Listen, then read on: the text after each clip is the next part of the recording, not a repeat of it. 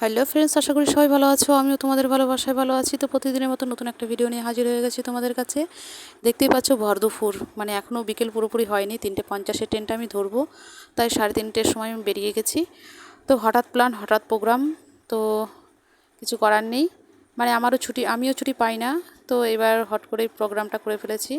তো যেহেতু দুদিন মাঝখানে ছুটি আছে বলেই প্রোগ্রামটা করেছি, তো এর জন্য বেরিয়ে পড়লাম। ট্রেনটা আমার ধরতে হবে, ডাউনের দিকে যাব।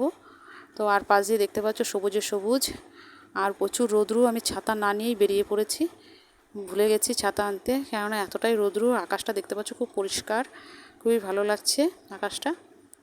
তো চলো স্টেশনে গিয়ে আগে টিকিটটা কেটে নিয়েছি, এইবার ট্রেন ধরার পালা। সামনে দিয়ে দেখছি একটা আপে ট্রেন যাচ্ছে, এক্সপ্রেস ট্রেন। তো তারপরে আমার ট্রেনটা আসবে, খবর হয়ে গেছে।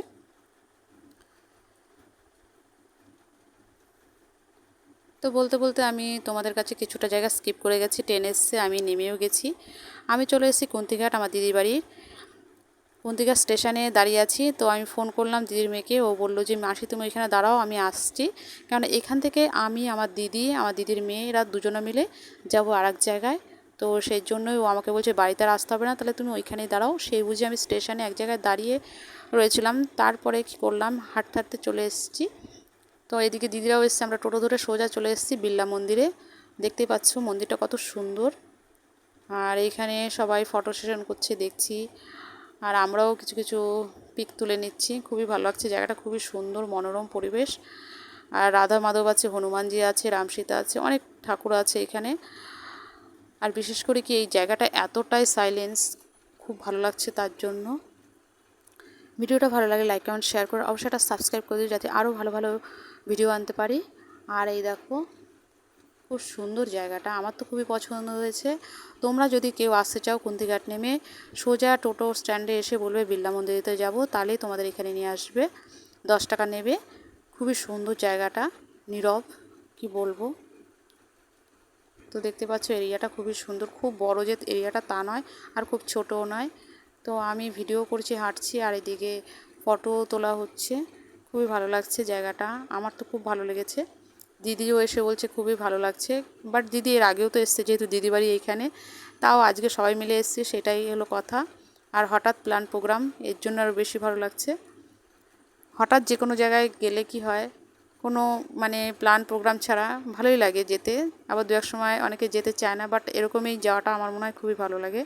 তো এই দেখো দিদির ছোটো মেয়েটা ভিডিওটা করছে, আর আমি দিদির পাশে গিয়ে আবার বসলাম। তো হয়ে গেছে ঘোরা, এবার বেরিয়ে পড়বো।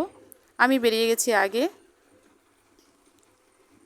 তো আমি রাস্তার দিকে দাঁড়িয়ে ভিডিওটা করছি, আর এদিকে এখনও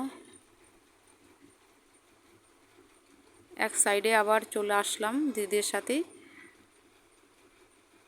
এদিক ওদিক ঘুরছি, ভালো লাগছে। রাস্তার দিকে যাচ্ছি, আবার সামনে আসছি ভেতরটাতে, খুবই ভালো লাগছে জায়গাটা। এটা হনুমানজির মন্দির।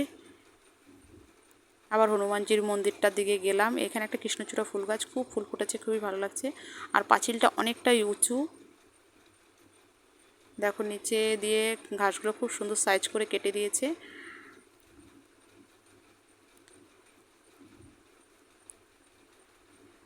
যেহেতু একটা মন্দির এখানে, মানে তার জন্য সাইলেন্সটা একটু বেশি। আর খুবই লোকজনও কম আসে, যা দেখলাম ভালো লাগলো, এর জন্যই আরও বেশি। আমি রাস্তার কাছে চলে এসেছি আবার। আর দিদিরা ভেতরে রয়েছে, ওরা আসছে আস্তে আস্তে। তো এই যে সবাই চলে এসছে, এবার আমরা টোটো ধরে নেব। চলে এসছে সবাই, এবার একটা টোটোর খোঁজ করে টোটো ধরে নেব। যেহেতু অফ সাইডে একটু টোটো পেতে একটু টাইম লাগবে। এই দেখো এখান দিয়ে আমরা হাঁটছি, এত কাগজ ফুল গাছ, কী বলবো, নানান কালারের, ভালো লাগছে। ভিডিওটা ভালো লাগে লাইক কমেন্ট শেয়ার করো অবশ্যই একটা সাবস্ক্রাইব করে দিও, যাতে আরও ভালো ভালো ভিডিও আনতে পারি। আর এখানে একটা দুর্গাপূজা হয়, খুবই ভালো। এই ভিডিওটা এই পর্যন্ত, ভালো থেকো, সুস্থ থেকো, বাই বাই।